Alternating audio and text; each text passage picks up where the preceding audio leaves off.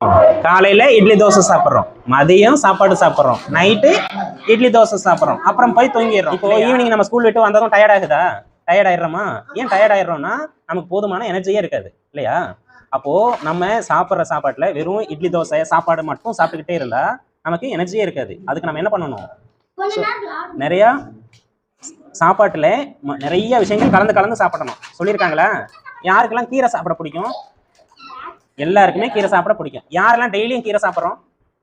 யாரெல்லாம் டெய்லியும் கீரை சாப்பிட்றதுல ஒரு ஃபுட்டு ரெடி பண்ண போறோம். இந்த ஃபுட்டுக்கு என்ன பேர் தெரியுமா? பச்சை பயிறு.